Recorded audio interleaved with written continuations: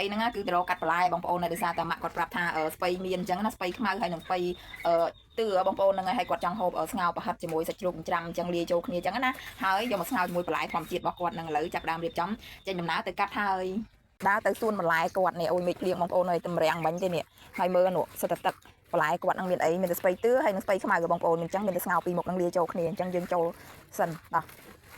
ចូលក្នុងសួនច្បារបន្លែ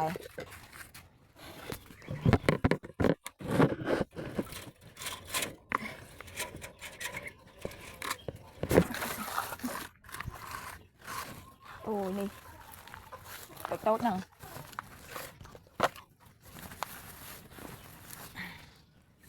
នេះបងប្អូននេះអូយល្អមែនតែនខ្ចីល្អណាស់ប៉ុន្តែវានៅរៀងតូចទេប៉ុន្តែវាអត់លូតវាអត់ធំទៀតទេអញ្ចឹងឲ្យកាត់ទៅមើលដាក់កាមេរ៉ាសិនហូបឡើងដាក់កាមេរ៉ាសិន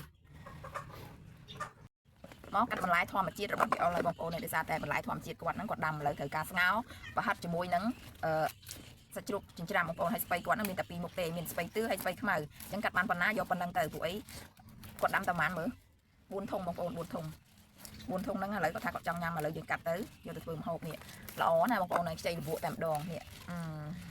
វាឆ្ងាញ់មាត់ហើយស្ងោរស្ពៃទឿម្ដងមើលម្ដងធ្លាប់ស្ងោរស្ពៃកញ្ញាញ់ហើយស្ងោរស្ពៃទឿមួយស្ពៃខ្មៅចាំហើយចាំទៅទិញសាច់ក្រួយកាត់បន្លែសិនបន្លែនេះកាត់ទៅលាងទឹកហ្មងបងប្អូនលាងខ្ចីល្អសំខាន់នេះស្អីមកស៊ីទៀតណាស្អីមកស៊ីដល់ក្នុងនឹងទៀតណា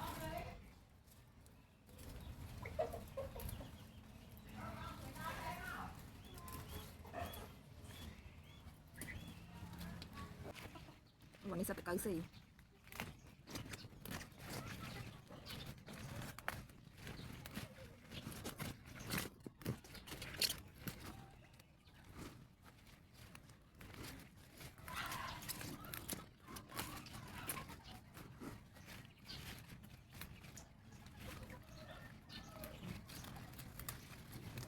កាត់ឲ្យបានច្រើនទៅនេះអូវាដុសលូតវែងវាលេងធំឲ្យវាលូតវែងចឹងហ្មងភាសាតែវាលេងធំទៀតហើយបងប្អូនអញ្ចឹងហើយក៏កាត់វាតែម្ដងទៅ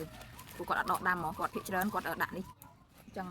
គាត់ព្រោះកូនណាបងប្អូនគាត់អត់ដកដាំទេអញ្ចឹងព្រោះកូនគឺអត់ល្អទេបើមិនជាយើងដកកូននឹងដាំគឺវាល្អអញ្ចឹងណាអូនេះសិតទៅ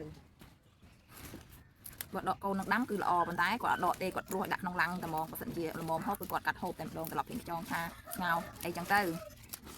នេះអូនេះធំនេះធំល្អហើយខ្ចីលបួកតែម្ដងនេះជីគាត់អត់មានអីច្រើនទេគាត់មានតែលាយដីពណ៌ខ្មៅបងប្អូនហើយនេះឥឡូវស្ពៃនឹងបានប៉ុណ្ណឹងមិនដឹងថាគួរលាយស្ពៃខ្មៅដែរអត់ណោះនេះស្ពៃខ្មៅនៅខាងនេះបងប្អូននេះស្ពៃខ្មៅស្ងោលាយណោះមិនដែរ